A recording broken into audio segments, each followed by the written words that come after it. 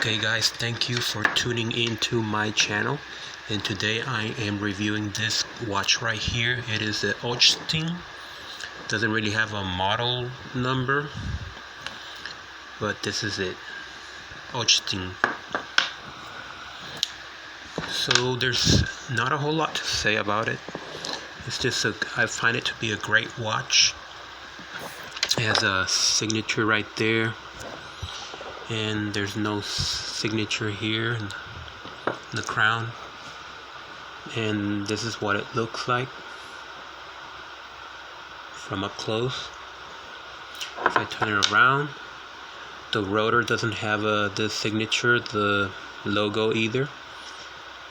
And I did my research, and inside what you see is a seagull movement. And if you know anything about Chinese watches, you'll probably know that a lot of them have their issues, especially with the movement. Even when the watch itself is nice, when you pay $12 for a watch, you hope it'll at least do the basic, but sometimes it won't even do that.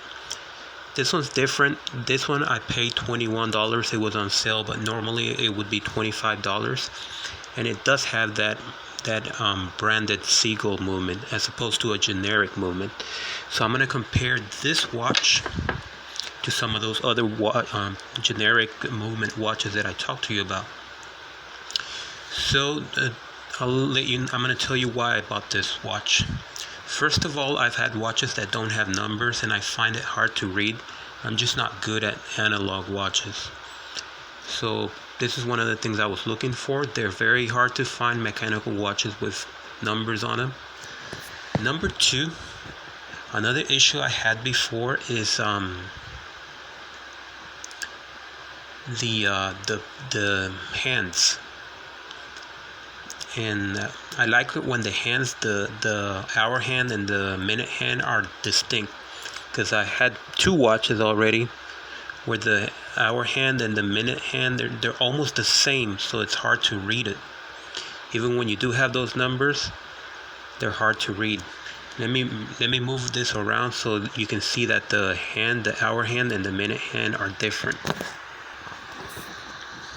Okay, so as you can see, the hour hand and the minute hand are different enough that you can actually read it. Because on some of the other watches, you can't tell the difference. So you'll be reading it instead of 7:54, you'd be reading 10:39, something like that. So that's another thing I like, and that's something you should watch for. Another thing, this is not in order of importance, I'm just randomly saying them. The other thing you want is a good movement.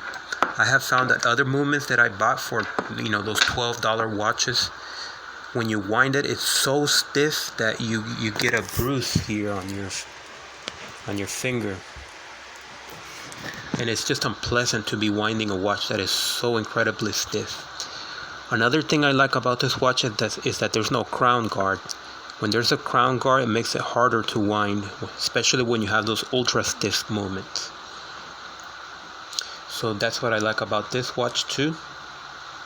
Of course, the looks, that's completely subjective. That's just me. I like the look. So that's another thing I like about it. And it does have the date window. Not that I need it.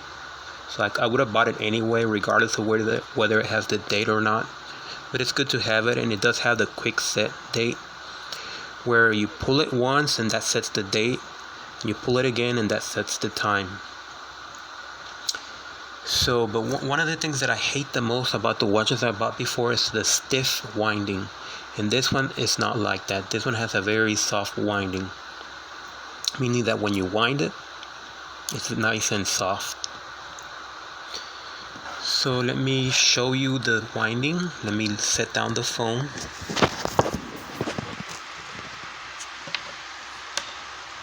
And just listen to it. Let me turn off the fan. Okay, so listen to it.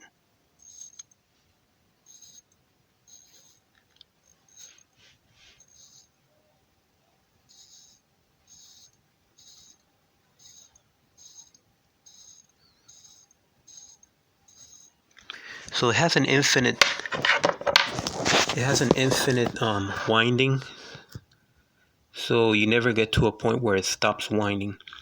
It also has the movement is a hacking type, so when you pull it out, I'm trying to do this single-handed, when you pull it out, the second stops. When you push it back in, it starts moving again.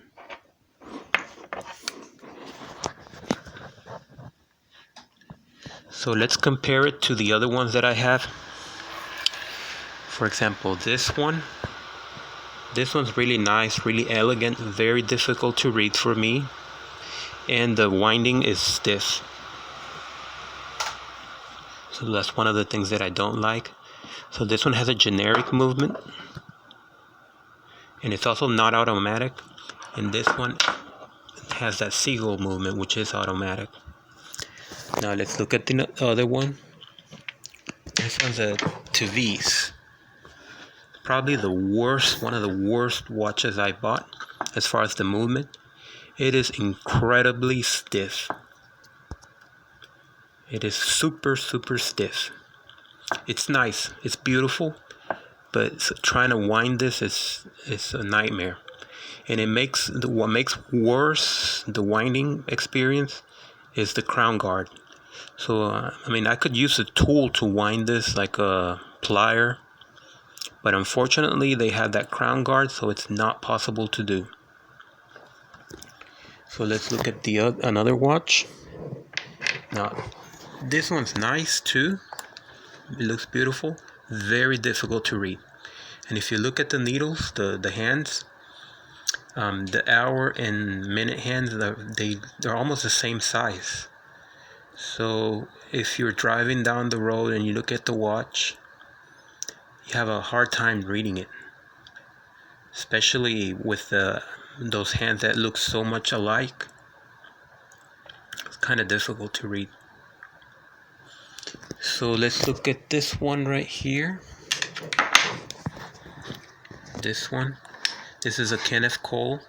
It does have a seagull movement, which I believe to be the same seagull movement as my new watch, my Ochstin watch, because they sound fairly similar when you wind it.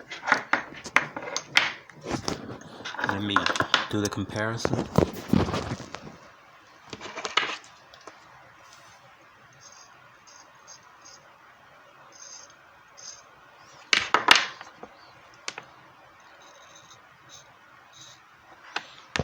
So as you can see, I believe they have probably a similar movement, or maybe the same movement, though if we turn it around, yeah, it's not the same movement. But I believe it's the same seagull, the same company, the same brand. This one's a much higher end because it has those jewels in it. This one has no jewels. So this one has, I believe, 21 jewels. They're both automatic, and unlike some of the other automatics that I've bought for $15, that function doesn't actually work. Like this one's supposed to be automatic, but it doesn't. It's not really automatic. That rotor doesn't really wind the watch. But on these two, well, this is not what I'm reviewing. I'm just using this for comparison. But on this one, I should say, this rotor does actually wind the watch, and it's a unidirectional movement. So that means that it only winds the watch when it rotates counterclockwise. So right now it's not winding the watch. But I've done some tests on it, and it does work. And it works very well. You can actually hear it winding when you move it. You'll hear that prr, prr, that clicky prr sound, which means that it's winding when you move the watch around. You have to set it. You have to put it near your ear. So those are the things that I look for in a watch. That's easy to read. That the hands, minute and hour hands, are different. that it's easy to wind, that it has a good movement, so it's not so stiff like this ridiculous thing. This will, you'll be scraping the skin off your hand with this, so stiff. It's a beautiful watch, but it's a disaster with that movement. And also it's an automatic watch, but it's not really automatic. The automatic function doesn't work. There's no way that a rotor could possibly wind this watch because it's so stiff. So it has a good movement, that seagull movement. It's a beautiful watch. It's supposed to be a little bit water resistant. It's not submergible, but it's water resistant. One bad thing about this watch though is that it's not like this watch. It doesn't have those, if you want to open it up, it doesn't have those things right here where you can just use a tool and unscrew it. This one is a press down cover. It has a right here it has a slit where you can put a screwdriver and pull it open. The bad thing about that kind of thing is that if you do it yourself, once you pull it, it's hard to pull it open, but when you do, it's even harder to press it back in.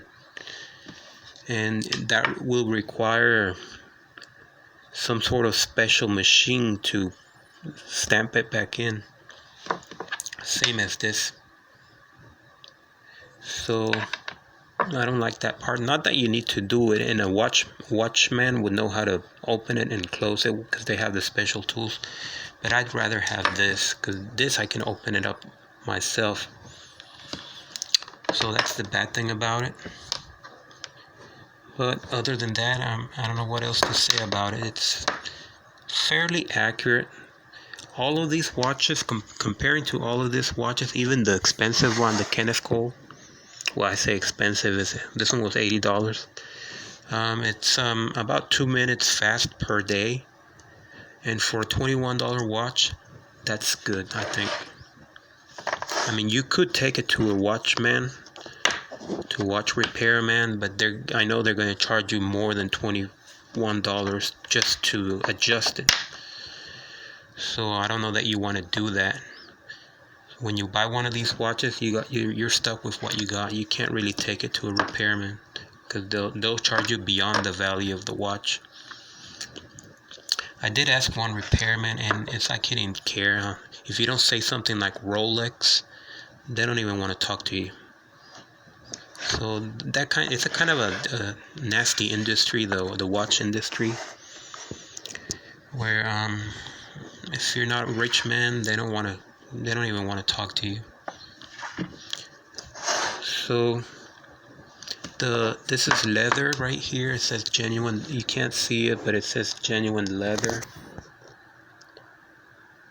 right there. It's hard to see. There we go. Genuine leather, and it's nice, and it's stitched. The whole thing is stitched. There's nothing glued, because if you look at this watch right here, the Kenneth Cole watch, this is glued, and I already had to re-glue it with super glue because it came off. Remember, this is a $80 Kenneth Cole watch, $80, and it came off after a few uses, so I had to re-glue it with super glue. This one, it's not going to come off because it's not glued, it's stitched. And it is genuine leather, so that's a good thing. This one is, this side is very velvety. It's like velvet. And this side, it's kind of slippery, glossy. And how does it feel in your hand? It feels a little heavy. So it doesn't feel as good as this one. This is my next best one. It's heavy, but it's all about getting used to. So that is the Ochstin watch. They have, I believe, 4 colors. They have a green one, a white one, this orange one, and I can't remember the other one. They're all the same thing, it's just the color difference. And I think that's it. I don't have anything else to say. I wish it had jewels like this one. And overall, this is a better movement than this one, but this one's a lot better than this stuff right here. Because this one, I believe, was $20. This one was $11. This one was $11. These two are the same movement, by the way. If you look in the back, they're the same movement, which does the job. They do the job, but they're a little bit of stiff to wind. So they're not perfect. But this one's horrible. I have to warn you about this watch right here. Do not buy this. It's just terrible. Terrible, and I can't believe they would put that crown guard there. So whenever you go for a watch, make sure it doesn't have a crown guard and it has a brand name movement. Don't go for generic movements. Look for the seagull or even a Swiss. Well, if you're gonna pay a lot of money, they're all gonna be good movements. But if you're gonna go for a $12 watch, beware of that. And make sure that the hands are different enough so that you can tell the time. So you can't confuse the hour hand with the minute hand. Like this one. This one I confused the hour hand and the minute hand. When you look at it from far away, I just confuse it. You have to look at it closely, and now you can tell the difference. But overall, I hate this one because I cannot read it very easily. This one's much better, but it's still I'm just used to the numbers. I don't like those little markings. Okay, guys, I have been wearing this for a while, and it's a great watch, like I said. I just want to show you the strap, which is made of genuine leather. If you get it wet, this is what happens. I don't know if you can see in the video, but that's what happens when you get it wet. It shows and it stays wet for a long time. So while I do like the strap, that leather velvet, it just picks up moisture and it holds it for a while. So that's not a good thing. So if you buy this watch, you might want to change this band, this strap, because it's beautiful, except you can't get it wet.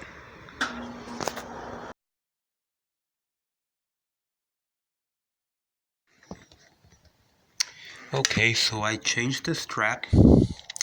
Like I told you before, the leather strap got wet real easy.